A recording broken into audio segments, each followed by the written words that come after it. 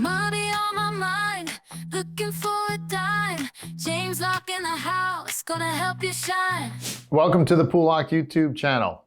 I'm James Lock. Today we're going to answer some Ask James questions of the day. This first one is from Thomas. I know you talk about this equation, but I get confused sometimes about where the total return comes from. Can you explain it? Thomas, I'm glad you asked that because I do this every day. So for me, this is easy, right? And maybe for some financial advisors, it's easy, but the reality is that's not how you were trained as an investor to think about how total return breaks down. Most people have never been taught to dissect their investment returns that way, and this is actually a huge problem when you're planning for retirement income. So the equation you're referring to is total return equals income plus growth. Total return equals income plus growth. Income is interest and dividends. It's the things that get paid out to you regularly, which you can reinvest if you're still working and accumulating wealth. Or you can take it in cash if you're retired and need that money to live on. And growth equals capital appreciation. It's when something goes up in value over time. You buy it at one price and it appreciates to a higher price. Think of it like rental property. With a rental property, you make money in two distinct ways. Number one, the rental income that tenants pay you every single month. That's the income side of the equation. But there's also the growth or capital appreciation side, where the rental property itself can increase in value over time. You might buy a property for $200,000 and in 10 years it's $300,000. That's your capital appreciation component. A lot of investments work exactly the same way. They have both components. Some investments just have one component, like a savings account that only pays interest, no growth potential, or a non-dividend paying growth stock that only appreciates in value. But many quality investments have both income and growth components working together.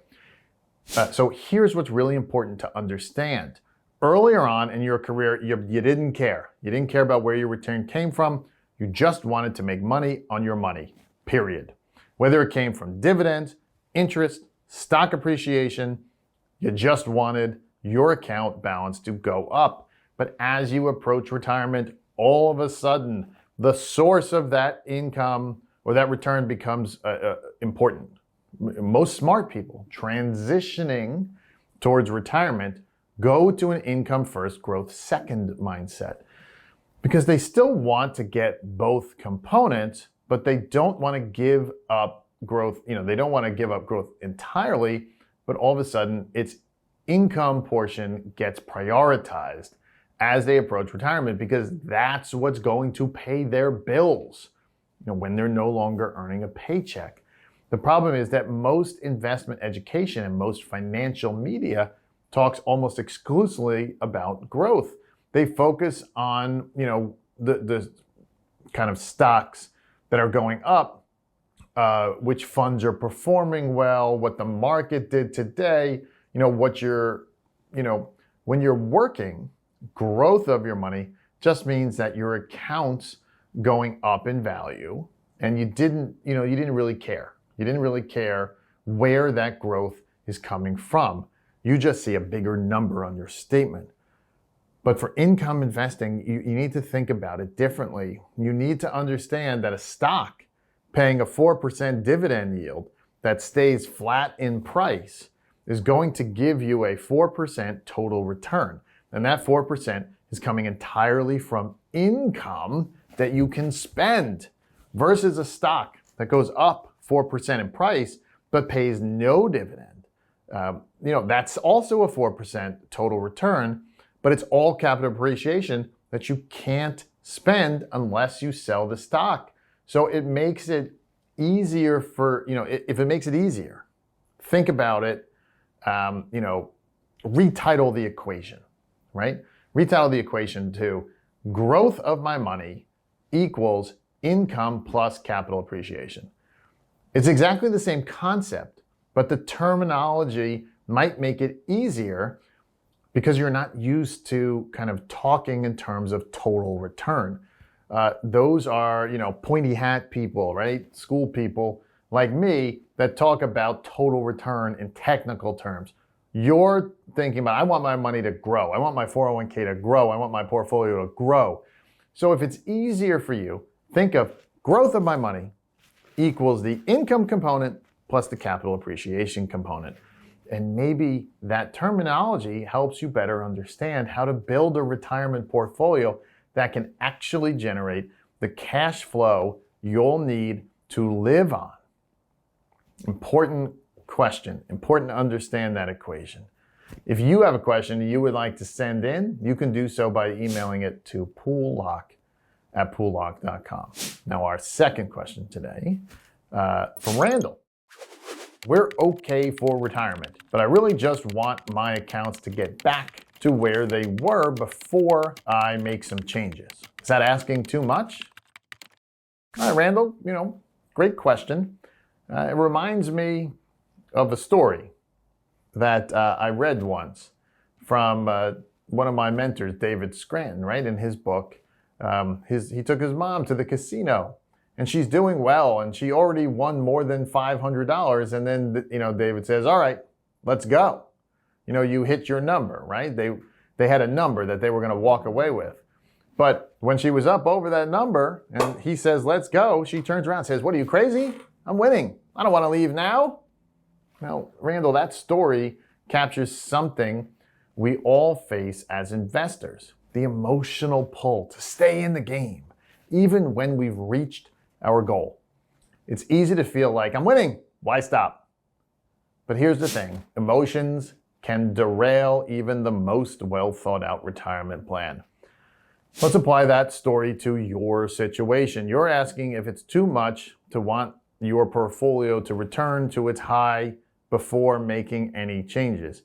That's a fair question, but I'd argue that what your account used to be worth shouldn't be the driving force of your decision making. In economics, we call that a sunk cost, money or value that's already in the past, can't be recovered. Making decisions based on where things used to be is rarely productive. The real question should be, based on where things are today and where I need to go, what is the best course of action? If you're close to retirement or even in retirement, the more important question becomes, if I start transitioning now to an income first, growth second strategy, will that support the retirement lifestyle I want? If the answer is yes, then why keep chasing a number that may or may not come back in the near future? That number might return in 6 months, or it might take 6 years, or more. Let's look at some history for perspective. After the dot-com crash in 2000, it took the S&P 500 13 years to fully recover. The NASDAQ, 17 or 18 years. If you're near retirement and that's not a recovery time frame that you want to risk gambling on, here's the good news.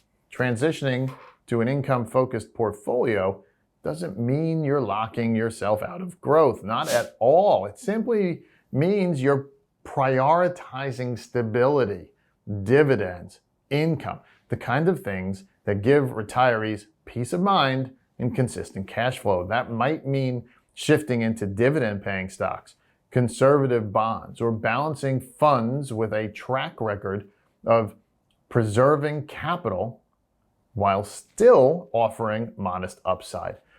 Think about where your portfolio is now. Chances are you're probably sitting close to where your account was 6 or 12 months ago. So making some smart changes now doesn't mean you've lost, a decade of growth, right?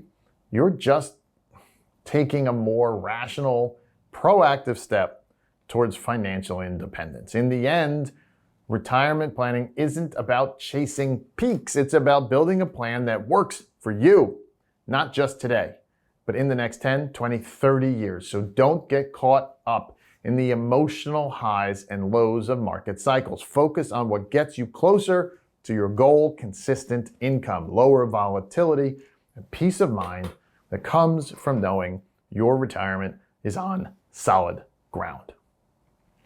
Great questions. If you have a question you would like to send in, you can do so. You can do so by emailing them to poollock@poollock.com. And if you like what you heard, go ahead and like and subscribe to our channel. I am James Locke, your retirement income source. I'll see everyone next time. Money on my mind, looking for a dime. James Locke in the house, gonna help you shine. Retirement is near, don't you live in fear. Listen up, my friend, let me make it clear. Savings in the bank.